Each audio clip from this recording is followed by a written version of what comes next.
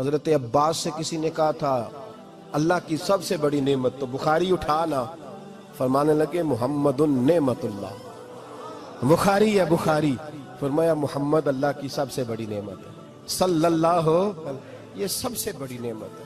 کچھ کر تو صحیح نہ یار۔ ایک مجھے کہنے لگا نہیں وہ 9 ربیع الاول کو آئے تھے، تو میں نے کہا 9 کو میلاد مناؤ، کوئی مسئلہ نہیں، 9 کو میلاد مناؤ، کوئی مسئلہ ہی نہیں، ہم تو سارا سال مناتے ہیں، بس 9 کو مناؤ نا بھائی۔ کون کہتا ہے عید نہیں ہم کہتے؟ میں نے کہا چلو جشن میلاد کہہ لیا کرو، میلاد ہی کہہ لو، یہ کہہ لو، تم نے خوشی منانی ہے تو محفل میلاد کہہ لو، نہ عید کہو، عیدیں 2 ہی ہیں۔ میں نے کہا نہیں وہ بھی تیری غلطی ہے، میرے نبی نے کہا ہر جمعہ میری امت کی عید ہے۔ اور قرآن پاک پڑھ، قرآن پاک پڑھ، حضرت عیسیٰ کہتے تھے یا اللہ جب تم من و سلوہ نازل کرے گا وہ دن ہمارے لیے عید کا دن ہوگا۔ اور سیاستہ پڑھ، حضرت عمر کہا کرتے تھے جس دن دین مکمل ہوا یوم اکملت، جس دن دین مکمل ہوا یوم اکملت لکم، یہ آیتیں نازل ہوئی تو فرمایا وہ دن ہمارے لیے عید کا دن تھا۔ یہودی ہمیں کہتے تھے یہ آیتیں ہم پہ آتی تو ہم عید مناتے، یہ بھی تیری غلطی ہے کہ عیدیں 2 ہی ہیں۔ رب جب بھی کسی کو دید کرائے وہ عید کا ہی دن ہوتا ہے، وہ عید کا ہی دن ہوتا ہے بھائی۔ ہمارے لیے سب سے بڑی عید یہ ہے، اس لیے کہ باقی عیدیں اسی عید کا صدقہ ہے، صلی اللہ تعالی علیہ۔ تو عید میلاد النبی پہ اظہار مسرت کرنا، خوشی کا اظہار کرنا، خوشی کا اظہار کرنا، یہ تو ایمانی تقاضا ہے، یہ تو روح کا تقاضا ہے، یہ تو اندر اچھلتا ہے۔ شریعت جتنی ہمیں اجازت دیتی ہے اتنا ہم کرتے ہیں، اور کوئی میلاد کی محفل میں کوئی ایسا کام نہیں ہوتا جو شریعت سے ٹکراتا ہو۔ پہلے کیا ہوتا ہے؟ تلاوت، منع ہے قرآن پڑھنا۔ دوسرا کیا ہوتا ہے؟ اتنا درجہ ہے نعت کا، اب تو نہ نعت پڑھنے والے رہے نہ سننے والے رہے، دونوں میں ہی کمی ہے۔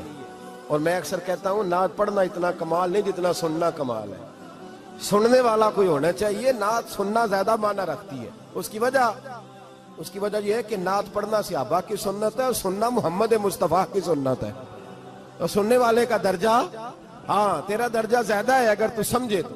اور اتنا بڑا درجہ کہ حضرت احسان بن ثابت نعت پڑھے تو نبی پاک اپنی چادر ممبر پہ بچھائے اور وہ میں نیچے نہ پاڑ، ادھر میرے ممبر پہ بیٹھ کے پاڑ، یہ کوئی معمولی بات ہے؟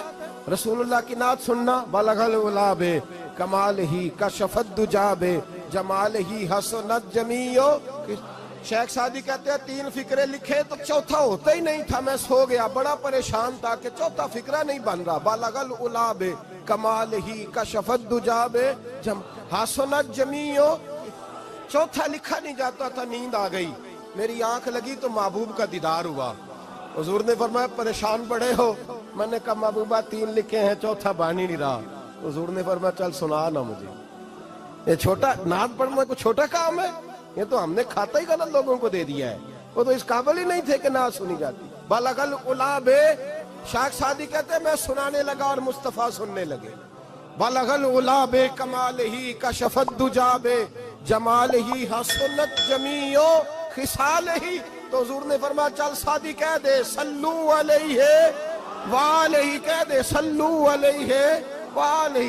فرماتے میں کہتا جاتا تھا اور مصطفیٰ مسکراتے جاتے۔ کوئی چھوٹا درجہ ہے نہ تو ایمان ہے، نہ تو طاقت ہے، نہ تو تیری روح کو بیدار کرتی ہے، پر شرط ہے نعت ہو، شرط ہے، شرط یہ تقاضا ہے میں نعت ہو، وہ نہ ہو کہ نعت پڑھے نا۔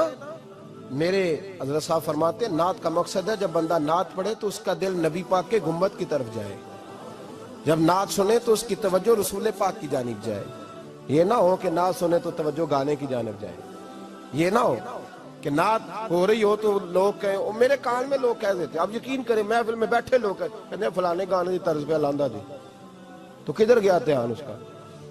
یہ نعت تو نے پڑھی ہے، یہ نعت سنی نہیں آج تک؟ اگر نعت پڑھنی ہو تو علامہ اقبال کی لکھی ہوئی پڑھا کر، اگر نعت پڑھنی ہو تو شیخ سعدی کی لکھی پڑھا کر، اگر نعت پڑھنی ہو تو حضرت احسان بن ثابت کی لکھی پڑھا کر۔ اور اگر تیرا دل کرے کہ نعت بھی ہو، جذبات بھی ہو، حسن بھی ہو، علم بھی ہو، عمل بھی ہو، قرآن بھی ہو، حدیث بھی ہو، تو پھر امام محمد رضا فاضل بریلوی کی پڑھا کر، پھر اعلیٰ حضرت کی پڑھا کر، تجھے پتا چلے چمک تجھ سے پاتے ہیں سب پانے والے، میرا دل بھی چمکا دے چمکانے والے۔ اعلیٰ حضرت کہنے لگے یا رسول اللہ میری سفارش نہ کرو، ڈر لگتا ہے قیامت کی رات بڑی گہری ہے، سفارش نہ کرو، اس طرح کرو میرا بازو پکڑو اور جنت تک پہنچا کے آؤ، میرا بازو پکڑو اور جنت تک. کہتے میں مجرم ہوں آقا مجھے ساتھ لے لو. سونیا نہ ڈر لگتا ہے. وہ بچہ کہتا ہے میں نے نہیں باہر جانا اندھیری رات ہے. ابا جی نال چلو. تو بلا مثال بلا تشبیہ صرف سمجھانے کے لیے کسی کوئی بڑا ساتھ ہو تو ڈر نہیں لگتا. یہ نعت ہے نا، چمک تجھ سے پاتے ہیں سب پانے والے، میرا دل بھی چمکا دے چمکانے والے. کہتے ہیں یا رسول اللہ محشر کی رات بڑی گہری ہے، میں مجرم ہوں آقا مجھے ساتھ لے لو کہ رستے میں ہیں جا بجا تھانے والے. سونیا جرم کر کے آیا اور پکڑا نہ جاؤں کہیں، مہربانی کر مجھے پردوں میں چھپا لے، مجھے مدثر اور مزمل کی چادر کے نیچے کر لے، میں مجرم ہوں آقا مجھے ساتھ لے لو کہ رستے میں ہیں جا بجا تھانے والے. اور پھر تڑپ اٹھے، کہنے لگے کوئی یہ نہ سمجھے وہ چلے گئے، تو زندہ ہے واللہ تو زندہ ہے واللہ، میری چشم عالم سے چھپ جانے والے، میری چشم عالم سے چھپ جانے